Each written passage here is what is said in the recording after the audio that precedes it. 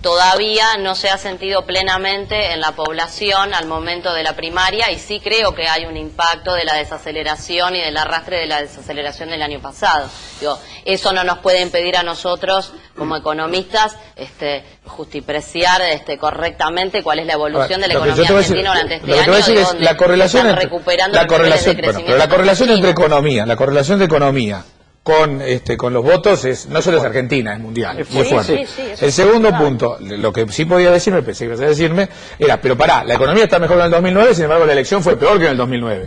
Y eso es lo que te explica a vos que no todo es la economía. Después hay un resto de cosas que tienen que ver... Carlos, vos sos de los que defiende es la economía, que las PASO hay que mirar a la luz especialmente el prisma económico. Yo creo que la economía hoy, en el votante de clase media, que creo que es el que se le fue al gobierno, fundamentalmente, hay cuestiones que desde la economía lo hacen estar de mal humor y predisponerse mejor para recibir otras quejas, como por ejemplo, para decir algo que vos decías en el comienzo del programa, las denuncias de corrupción. O sea, si hay ruido económico, prende más lo otro. Ver, las denuncias, la mayoría de las denuncias de corrupción que están dando vueltas, por ejemplo, nuestro amigo común Luis Majul, las escribió hace 4 años. Sí.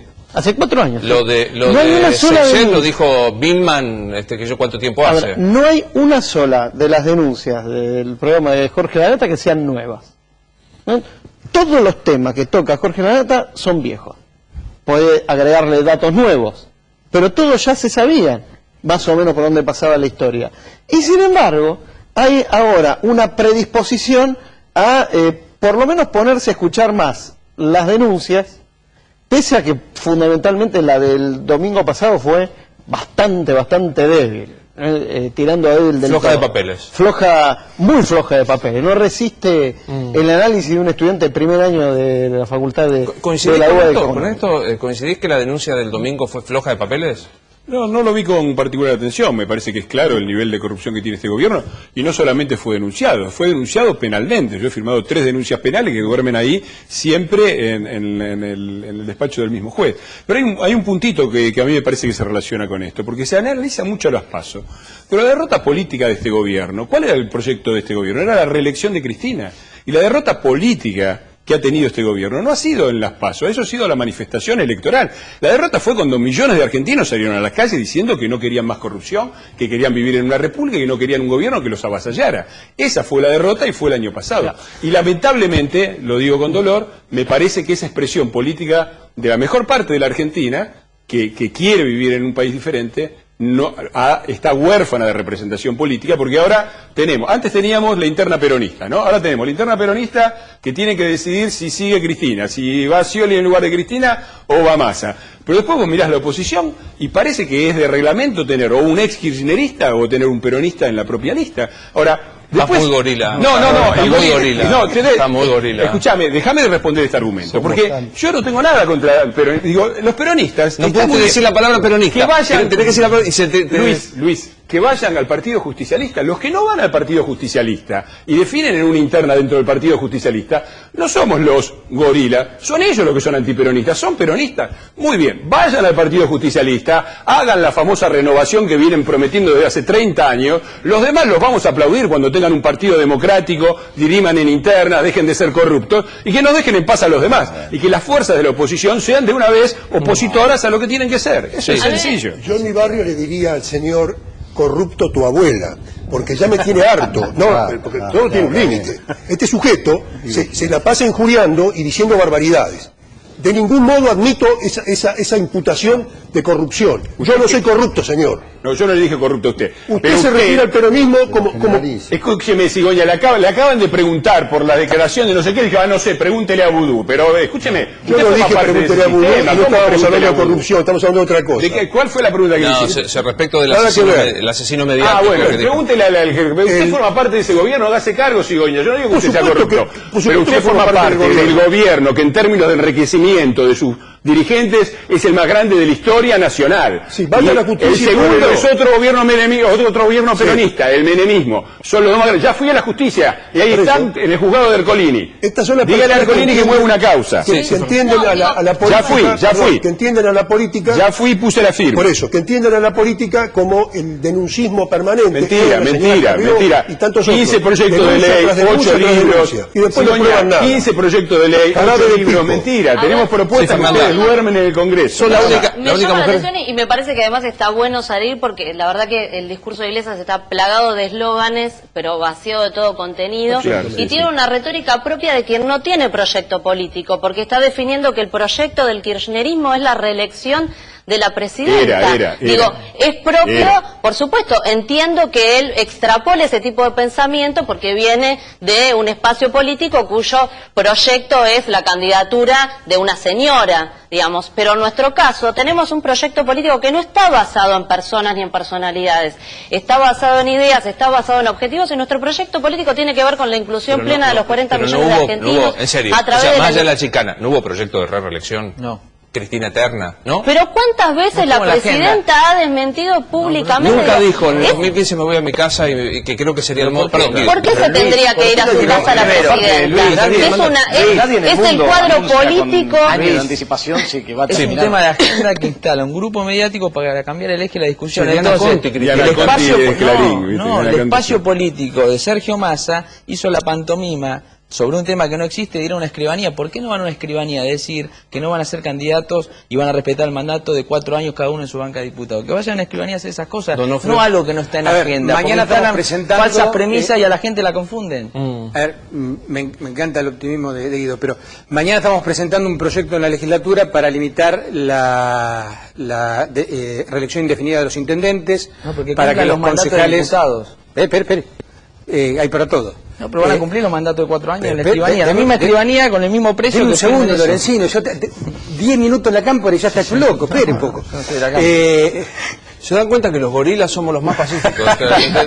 Sí, no, lo que hay que decir. Mañana estamos presentando un proyecto para limitar la reelección indefinida de los intendentes, para limitar que los concejales en actividad tengan otros cargos en el Ejecutivo. No podemos avanzar en el tema de los legisladores, que también coincidimos que hay que limitar el tiempo de su reelección porque hay que modificar la Constitución. Ese requisito está en la Constitución. ¿Votarían eso, Guido? Sí, a ver, me parece que es un tema que acompañamos en general y nosotros hemos tenido iniciativas y avanzamos en ese sentido. Me parece que no es el tema de agenda. Creo que quieren instalar renovación de la política en temas que no van. La elección indefinida, la periodicidad en los cargos es una base de la República. Sí, obviamente. De hecho está en la Constitución provincial y nacional y si hay que avanzar para los cargos legislativos, modificar la ley orgánica, lo hacemos. Para Moyano también va eso, porque hay hablando de proyectos, yo tengo un proyecto, la ley puesto, en la cual habla justamente de la renovación de los cargos de, por ejemplo, Moyano. Digo, ustedes van a pedir que los diputados no sé qué cosa, a Moyano también va a tener la periodicidad, va a tener que cambiar o va a ser el jefe de la CGT. Eso, mi amigo, es una cuestión que no se puede hacer por ley, porque que resolver sí que se puede, sí que se puede. Lea el proyecto de ley y lo va a encontrar. Lea mi proyecto de ley y va a ver que se puede. Omar, se ve que ha tenido mucha aceptación en el Congreso. No, sí, manejan ustedes pero para todo. eso hay que ganar elecciones, amigo, no creerse iluminado y decir que hay una parte mejor de la Argentina que otra. Bien, me parece que el argumento de esto de armen un partido y ganen las elecciones, ya lo usó el kirchnerismo y no le fue muy bien. Así que mejor no lo repitan ustedes, no le conviene. Sí, le voy a contestar al provocador profesional que hoy invitó Novarecio, pero bueno, le tenemos que contestar. Nosotros ya estamos discutiendo la autorreforma sindical, no tenemos ningún problema, ya Moyano lo ha dicho. Ha dicho hace poco, anticipándose que iba a haber un provocador profesional en este programa, que estaba dispuesto a discutir el tema de las reelecciones indefinidas. Pero sería bueno, de acuerdo a lo que dijo Donofrio, yo también quiero que asuman un desafío los diputados provinciales sobre todo. Hay un compañero del Movimiento Obrero que es diputado nuestro, por el Movimiento Obrero, Jorge Mancini, que presentó un proyecto, lo volvió a presentar en la provincia de Buenos Aires. Sería muy bueno que los intendentes dieran una ley de paritarias para los trabajadores municipales que no la tienen. Porque no tienen paritaria los trabajadores municipales. Es a dedo. Y más quiero decir. El municipio de Tigre tuvo paritaria. Es discriminatorio desde el propio municipio. No hay una ley de paritarias en la provincia de Buenos Aires. ¿Se puede hacer una propuesta? Quiero plantearle lo siguiente. Hoy lo que estamos discutiendo y lo que están discutiendo todos los frentes es la agenda que la CGT planteó hace 4 años. Impuesto al salario. Asignaciones. Asignaciones, discriminación de las asignaciones de los hijos. Inseguridad, inflación. Ahora, ¿puedo decir Bueno, algo? no, a ver, digo, no hagamos demagogia política Sí. y no vaya a ser cosa que el Congreso se paralice 2 años más y que se vaya a dirimir en este Congreso en realidad la sucesión presidencial y no las leyes, porque es bueno que haya pluralidad de voces en el Congreso y que discutamos estas cosas. Por eso invito a que de gorila a gorila. traten el tema de las paritarias. Nobleza obliga. Algo estará haciendo mal la oposición, porque de verdad los votos los tiene generalmente el peronismo. Sin ¿no? ninguna duda que sí. Te acabo de decir que efectivamente toda la Argentina que salió a pedir un país diferente, los millones que salieron, para mí se han quedado sin una representación política clara. Y la propuesta, ya que nunca tenemos propuesta, en el proyecto de ley, yo lo que propongo es que, por ejemplo, no sean los jefes de los sindicatos los que deciden al secretario general de la CGT, que voten todos los trabajadores democráticamente eligen al secretario general de la CGT. Todos los clubes, los socios de clubes de fútbol eligen al presidente de la AFA. Eso sería democratizarlo para que no haya más grondonas ni moyanos ni los aparatos que tiene. El contexto, Iglesias, se ve que está muy desactualizado porque el año pasado uno de los planteos que hicimos en la CGT cuando iba a haber renovación de autoridades, finalmente intervino la política y terminamos dividiendo en 5 fracciones.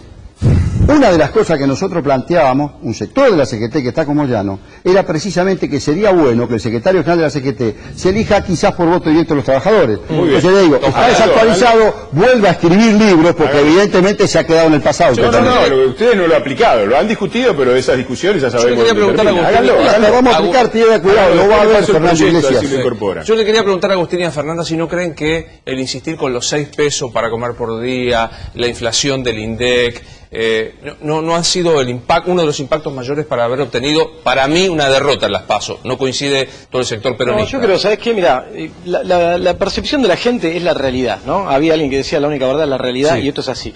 A ver, volviendo, vamos a tomar un poco de donde arrancamos con esto, el difamador serial y estas cosas. Eso mismo se traslada al plano de la economía. O sea, hoy hay un malestar en el público, sí, que se manifiesta un poco cuando van a las elecciones y a los votos, que tiene que ver en alguna parte, y surge de las encuestas, con la economía. Ahora, esta es una cuestión que se ha instalado y tiene que ver con las expectativas. Me parece que acá nosotros, digo, como economistas, lo que tenemos que hacer es dar debates llenos de contenido donde le expliquemos a la gente cuáles son las consecuencias de las medidas de política económica que se están tomando, por qué las cosas son como son, por qué el último tiempo han tenido que tomarse algunas medidas que no eran necesarias tomar antes, por qué esas medidas que muchas veces se le venden como que van en contra de sus beneficios, en realidad van a favor y lo están protegiendo de algunas cuestiones que podrían ser peores si no se hiciera nada, que por qué es importante la participación del Estado en la economía. Entonces, ese es el debate que nos tenemos que dar, me parece. No de la chicana. Hoy estuvo Martín Saurralde, ¿no?, en el programa a la mañana en la radio, y reconoció 2 cosas. Primero, que el tema del impuesto a las ganancias implica que antes el trabajador o una parte de los trabajadores en relación de dependencia tenía algo y hoy no tiene, que es una parte de su salario, ¿no? Antes, en el 2005, y estos son datos oficiales, solamente el 10% pagaba ganancias y hoy es más del 25%. ¿No? Y yo vi sueldos de enfermeras que pagaban ganancias. Sí, eso no es una instalación como vos decías, Agustín. No, eso es la realidad. Y él reconocía, Insaurralde, que eso es algo que antes no había, que ahora hay, y que hay que corregir. Y reconoció que hay que corregir. Y lo otro que él reconoció es que, de alguna manera, hay que mejorar el tema de, aunque sea la explicación del cepo al dólar. Porque, y él, te repito, lo reconoció, es muy humillante que un tipo que labura, que tiene un sueldo más o menos normal, que paga ganancias, entra a una página de internet para comprar dólares porque se le canta ir a Colonia y le dicen, usted no gana lo suficiente. ¿Coincidís con eso, Fernanda? A ver, coincido en que obviamente, digo, esto tiene un impacto, obviamente el impuesto a las ganancias, como todos los impuestos, nadie los quiere pagar, y todo lo que en alguna medida erosiona, digamos, disminuye, recorta el ingreso real, genera allí un ruido, estos porcentajes que dice Carlos. 7.000 pesos para un trabajador. Y seguramente, pasa, que es un impuesto que antes no pagaba, que ahora pagás. Pero está bien, y seguramente me parece, es mi opinión y creo que muchos lo compartimos, que es deseable avanzar en algunos tópicos que tienen que ver con reforma tributaria, digo, que es ganancia y que pueden ser otros aspectos de la estructura tributaria argentina. Pero mira, porque un poco lo que estamos hablando acá, que es lo que es muy interesante esto, que todos los datos que te dan desde estudios como lo de poliarquía o lo de tela, etcétera, la gente considera que está peor, pero considera que va a estar mucho peor. O sea, ¿cuál es la gran diferencia con el 2009? Que la gente piensa que está mucho peor. ¿Y sabes por qué? Porque los problemas que le preocupan a la gente, que tiene que ver también con la inflación, con el cepo, no se hablan, no solo no se hablan, no hay la más mínima propuesta de que el tema sea importante y no hay la más mínima propuesta para solucionarlo.